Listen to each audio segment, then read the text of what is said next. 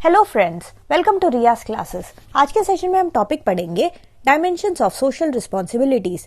This topic is part of unit 3 social responsibilities of business of the subject business environment MCO 4 MCOM second year IGNOU. Before we begin, if you like the videos that I'm sharing, do hit the like button. Do share your comments to let me know you find all this useful for your studies. Also, don't forget to subscribe so that you won't miss out on watching and learning from my videos. चलिए शुरुआत करते हैं आज के topic की, जो कि है dimensions of social responsibilities. So now the responsibility of managers cannot be limited to the owners only. तो हमें पता है कि एक ऑर्गेनाइजेशन में बहुत सारे लोगों का स्टेक लगा होता है, ठीक है। बहुत सारे लोग जो है हमारे ऑर्गेनाइजेशन से जुड़े होते हैं हमारे ओनर्स के अलावा। हमारा बस एम यही नहीं होना चाहिए, जो मैनेजर है उनका एम यही नहीं होना चाहिए कि ओनर्स जो है उनके नीड्स को सेटिस्फाई किया जाए, उनको खुश रखा जाए, ऐसा नहीं है। हमारे और भी स्टेक होल्डर्स हैं, और भी लोग हैं जो कि जुड़े हुए हैं, जो इफेक्ट होते हैं हमारे ऑर्गेनाइजेशन से। तो उन सब लोगों का जो एक्सपेक्टेशन होता है, उन सब लोगों का जो क्लेम्स होता है, हमें एक बैलेंस बना के चलना है कि हम जो है expectation of the stake holder, सभी जो स्टेक होल्डर्स है हमारे, उनके एक्सपेक्टेशन के मुताबिक हम जो है एक बैलेंस्ड तरीके से, ठीक है, कैसे हम एक बैलेंस्ड तरीके से सबको लेके चले, ठीक है। So we have to serve our community, we have to serve our stake holders, और हमारे जो ओनर्स हैं उनको तो हमें देखना ही है, ठीक है। सो क्योंकि हमारा ऑर्गेनाइजेशन एक कम्युनिटी में काम कर रहा है, ठीक है, तो हमें जो है एक बैलेंस्ड अप्रोच लेना है so that to best serve the community. Now accordingly, social responsibility of business have to be considered with particular reference to its responsibilities towards its owners, the employees, the consumers, the government and the general public. ठीक है, so यहाँ पे हम owners को भी देखेंगे, जितने भी स्टेक होल्डर्स हैं उन सबको ध्यान देंगे, हमारे जो कंज्यूमर्स हैं जो हमारा प्रोडक्ट एक्चुअल में लेते हैं उनको भी हमें ध्यान रखना है, जो गवर्नमेंट यानी कि गवर्नमेंट जो भी रूल्स एंड पॉलिसीज बनाता है उन सब को हमें ध्यान रखना है, जो एम्प्लॉइज है जो हमारे ऑर्गेनाइजेशन के अंदर काम करते हैं, जो एम्प्लॉइज है उनका भी हमें ध्यान रखना है, एंड जनरल पब्लिक का भी, ठीक है।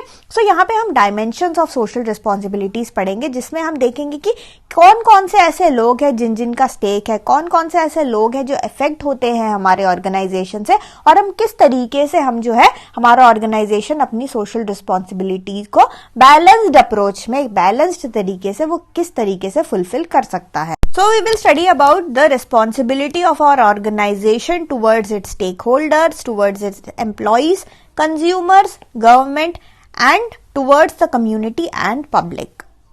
तो सबसे पहला है, हम देखेंगे कि रिस्पॉन्सिबिलिटी टुवर्ड्स हमारे शेयर होल्डर्स, ठीक है, जो शेयर होल्डर्स जिनका एक्चुअल में पैसा लगा हुआ है, जो कि एक्चुअल ओनर्स है, ठीक है। सो जो मैनेजमेंट होता है, management of an enterprise has the primary responsibility to ensure a fair and reasonable rate of return on capital and fair dividend to the owners as investors and providers of risk capital.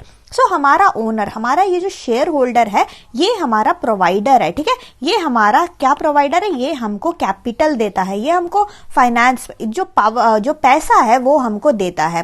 तो ये पैसा जब हमारी company में ये लोग डालते हैं तो वो लोग भी रिस्क, उनके सामने भी एक बहुत बड़ा रिस्क होता है, ठीक है, कि कहीं उन लोगों का पैसा डूब ना जाए। ये उनके दिमाग में हमेशा रहता है कि अगर कंपनी डूब गई तो इनका पैसा भी डूब ना जाए। तो जो भी इन्वेस्टर होगा उसको अपने पैसों से मतलब होगा, और हमारे ऑर्गेनाइजेशन का प्राइमरी रिस्पॉन्सिबिलिटी यही होना चाहिए कि हम जो है अपने ओनर्स के पैसे को, जो भी उसने कैपिटल इन्वेस्ट किया है, उसको हम एक तो पहले तो उसको सेफली रखें, प्लस जो भी रिस्क वो ले रहा है उस रिस्क के अगेंस्ट हम उसको कुछ प्रोवाइड करें। हम क्या प्रोवाइड करेंगे? We will give them a higher rate of return, ठीक है, हम उसको रेट ऑफ रिटर्न देंगे। अब ओनर ने जो है अपना कैपिटल लगा रखा है, यानी कि उसने इन्वेस्टमेंट कर रखा है, तो इन्वेस्टमेंट आप कहीं भी कुछ भी करोगे, you will get a rate of interest, ठीक है। कुछ भी आपको जो रेट ऑफ रिटर्न मिलेगा ऑन दिस पर्टिकुलर इन्वेस्टमेंट, वो आपका ज्यादा होगा। अगर सेम पैसे को अगर आप बैंक में डालोगे तो आपको रेट ऑफ रिटर्न क्या मिलेगा? थोड़ा सा कम मिलेगा। बट सेम पैसे को अगर आपने इस कंपनी में लगा रखा है तो आपको जो है रेट ऑफ रिटर्न ज्यादा मिलेगा। ऐसा ये लोग एक्सपेक्ट करेंगे आपसे, ऐसा शेयर होल्डर आपसे एक्सपेक्ट करेगा, है ना। सो उनके एक्सपेक्टेशन को पे खरा उतरने के लिए आपको उनको वो रेट ऑफ इंटरेस्ट देना पड़ेगा। सो आपको ऑलमोस्ट आपका 10 to 30% इस रेंज में आपका रेट ऑफ इंटरेस्ट रहता है। क्योंकि देखो बैंक में आप पैसा डालोगे आज के डेट में 6% 7% इतना ही है रेट ऑफ इंटरेस्ट, है ना। बैंक में रेट ऑफ इंटरेस्ट थोड़ा कम है। बट आप अगर इन प्राइवेट ऑर्गेनाइजेशन में आप कैपिटल के फॉर्म में डालते हो, किसी का शेयर खरीद लेते हो, तो आप देखते हो कि अगर कंपनी प्रॉफिट करेगा तो आपके पैसे भी बढ़ते हैं ना। सो रेट ऑफ इंटरेस्ट वहां पे ज्यादा रहता है। Rate of interest generally 10 to 30% के बीच में आपको रखना पड़ेगा, तभी जो है आपका पैसा जो है यहाँ पे कैपिटल जो है आपका शेयर होल्डर वो लगाए रखेगा, वरना वो तो निकाल लेगा ना कैपिटल अपना। इसके साथ साथ आपको डिविडेंड भी देना पड़ेगा, बीच बीच में जो है डिविडेंड आपको देता रहना पड़ेगा, क्योंकि ये जो है हमारे शेयर होल्डर्स एक्सपेक्ट कर रहे हैं कि भाई उनके पैसा जो है, उन्होंने जो भी पैसा लगाया है उसकी वैल्यू जो है अप्रिशिएट होती रहे, ठीक है। So besides dividend the share holder of companies also expect appreciation in the value of shares over time, and this may be reflected in market capitalization based on company's performance and management's track record. So company का performance पे ये सारा depend करता है। As a manager, अगर आपको company का आप मैनेजर हो तो you have to make sure कि आपका कंपनी जो है परफॉर्म करे, यानी कि आपका जो है प्रॉफिट हो, सेल्स आपके होने चाहिए, सेल्स से आपको प्रॉफिट मिलेगा, प्रॉफिट से आपका मार्केट शेयर जो है वो भी इंक्रीज होगा, और आपका जो कंपनी का जो शेयर का जो वैल्यू है, स्टॉक का वैल्यू है, वो भी अप्रिशिएट होगा, जिससे हमारे स्टेक होल्डर को फायदा है। सो ये आपका रिस्पॉन्सिबिलिटी बनता है towards your share holders, towards the owner of the company, towards all the people who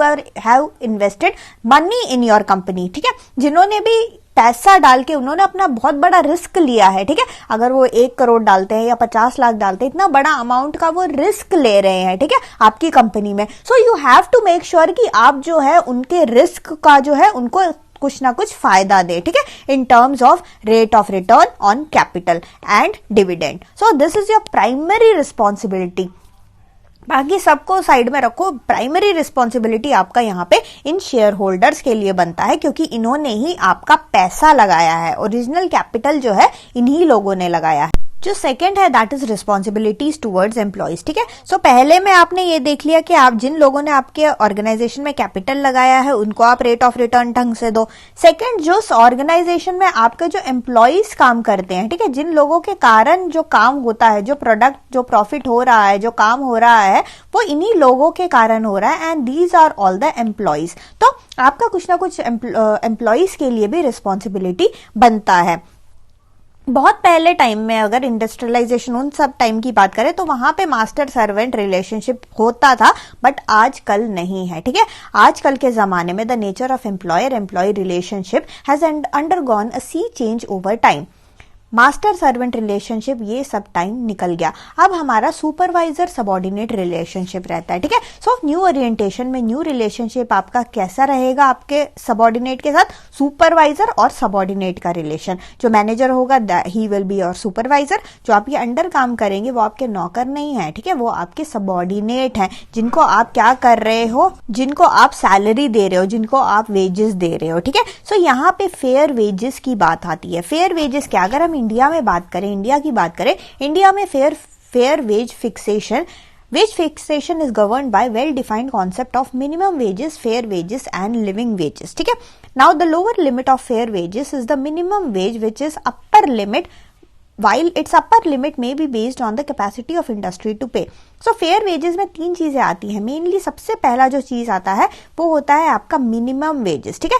एक मिनिमम वेजेस ये आपका जो इंडस्ट्री, आप जिस भी इंडस्ट्री में हो, ठीक है, आप कोई भी इंडस्ट्री में हो, अगर आप ऑटोमोबाइल इंडस्ट्री में हो तो मैन्युफैक्चरिंग सेक्टर में हो, तो उस सेक्टर का, उस इंडस्ट्री में मिनिमम वेज कितना है जो इंडस्ट्री ने सेटअप किया है, ठीक है।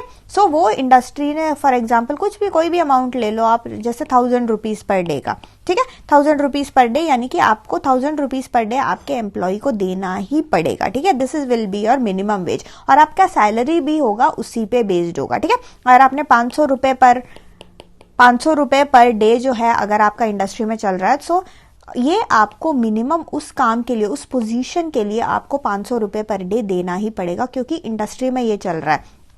प्लस इसके ऊपर जो है आप फेयर वेजेस और लिविंग वेजेस देते हो, ठीक है। आप इसके ऊपर जो है मैनेजमेंट हो, अब वो मैनेजमेंट के हाथ में आप कितना दे रहे हो बंदे को, ठीक है। अब इंडस्ट्री में जैसे कोई भी पोजीशन आपने ले लो, सुपरवाइजर का पोस्ट हो गया, ठीक है, इंडस्ट्री में उस बंदे को मिल रहा है इंडस्ट्री के हिसाब से मिनिमम वेजेस उसका 25,000 है, ठीक है, पर मंथ आपको उस बंदे को 25,000 देने हैं इस पोजीशन के लिए, ठीक है।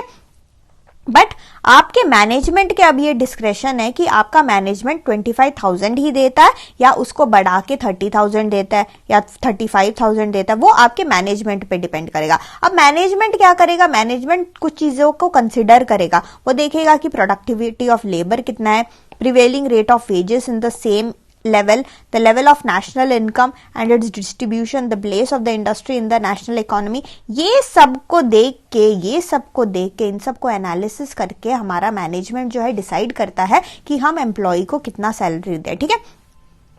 वो देखेगा कि भाई इंडस्ट्री में तो 25,000 चल ही रहा है, ठीक है, नेशनल इकोनॉमी में क्या हाल चल रहा है, लेवल ऑफ नेशनल इनकम कैसा है कि मैं इतना सैलरी दे पाऊं कि मेरा जो एम्प्लॉय है वो थोड़ा सा जो है अपना अच्छे कंडीशन में रह पाए। ऐसा नहीं कि वो एकदम गरीबों की तरह रहे, वो थोड़ा सा जो है एक अच्छे तरीके से रहे, उसका छोटा सा एक अच्छा सा घर हो, अगर वो खरीद भी नहीं पा रहा घर, वो एटलीस्ट वो रेंट पे अच्छे से रहे, अपनी फैमिली को जो है खाना खिला सके और एक स्टैंडर्ड, एक डिसेंट स्टैंडर्ड ऑफ लिविंग जो है अपनी फैमिली को वो प्रोवाइड करा सके, इतना मैं उसको सैलरी दूं, ठीक है। अगर 25,000 में वो नहीं होता, ही कैन गिव 35,000 ऑल्सो। तो ये जो है डिस्क्रेशन ऑफ द मैनेजमेंट जो है उस पर डिपेंड करेगा कि आपका मैनेजमेंट उतना दे सकता है या नहीं, ठीक है। इसके अलावा अब ये तो हम बेसिक की बात कर रहे हैं, इसके अलावा मैनेजमेंट पे अगेन डिपेंड करेगा कि वो इसके अलावा कुछ पर्क्स वगैरह देखता है कि नहीं, ठीक है, पीएफ देता है कि नहीं, कहीं टूर एंड ट्रैवल देता है कि नहीं, एलएफसी वगैरह जो होते हैं, एलटीसी फैसिलिटीज होते हैं, ये देता है कि नहीं, घर के सामान जब खरीदते हैं एम्प्लॉयज तो उनको रीइंबर्समेंट देना, तो ये सारे जो है एक्स्ट्रा चीजें आती हैं। तो ये सब क्या आप देते हो या नहीं देते हो, वो सब जो है अगेन मैनेजमेंट पे डिपेंड करेगा, and this is again the responsibility of your management. इसके अलावा देखो बहुत सारे फैसिलिटी है, जैसे सिक्योरिटी हो गया, हेल्थ हाइजीन फैसिलिटी हो गया, medical facility, housing, canteen, leave, retirement benefit, ये सारी चीजें जो है कुछ चीजें ऐसी होती है जो उनको प्रोवाइड कराना होता है। देखो एक सेफ एनवायरनमेंट तो आपको हमारे एम्प्लॉयज को प्रोवाइड कराना ही है, ठीक है, एक सेफ एनवायरनमेंट, क्योंकि ये हमारे जो फैक्ट्रीज एक्ट वगैरह हमने पढ़ा हुआ है, फैक्ट्रीज एक्ट 1948 हो गया, ठीक है, डिफरेंट एक्ट्स हैं, जो डिफरेंट एक्ट्स में ना डिफरेंट चीजें कही गई हैं कि आप जैसे फैक्ट्री एक्ट अगर आप देखोगे तो उसमें लिखा रखा है कि एम्प्लॉय को जो है बहुत खतरनाक एनवायरनमेंट में आप नहीं रख सकते, आपको जो है सेफ एनवायरनमेंट उसको प्रोवाइड कराना चाहिए, प्रॉपर लाइटिंग होना चाहिए, प्रॉपर सेफ्टी हजार्ड आप क्या क्या फॉलो करोगे वो सारा फैक्ट्रीज एक्ट में आपका दिया हुआ है, ठीक है। वो मिनिमम स्टैंडर्ड तो वो चीजें तो आपको प्रोवाइड कराना ही कराना है। अब जैसे एम्प्लॉय स्टेट इंश्योरेंस एक्ट हो गया, एम्प्लॉयज प्रोविडेंट फंड एक्ट हो गया 1952 का, इन सब में जो मेन चीजें, बेसिक चीजें, ये आपको तो देना ही देना है, बट इसके अलावा जो प्रोवाइड कराना है वो आप पे डिपेंड करेगा। अगर आप चाहते हो कि एम्प्लॉयज आपके खुश रहें, खुशी खुशी काम करें, क्योंकि उनको खुश रखने का मतलब है कि वो अच्छे से काम भी देंगे, ठीक है। अगर आपका एम्प्लॉय खुश रहेगा, ठीक है, अगर आप एम्प्लॉय को खुश रखोगे, अगर उसको टेंशन ही नहीं रहेगा कि भाई उसको पता है कि मेरी सैलरी से जो है मेरा फैमिली एकदम खुश रहेगा, तो वो अच्छे से खुशी खुशी काम करेगा, है ना। यहाँ पे आपका डिसीजन है कि आप एम्प्लॉय को जो है, आपका एम्प्लॉय की तरफ एक रिस्पॉन्सिबिलिटी बनता है, और वो रिस्पॉन्सिबिलिटी कितना आप उठाते हो that will depend on you. Again, this is your one of another dimension of social responsibility.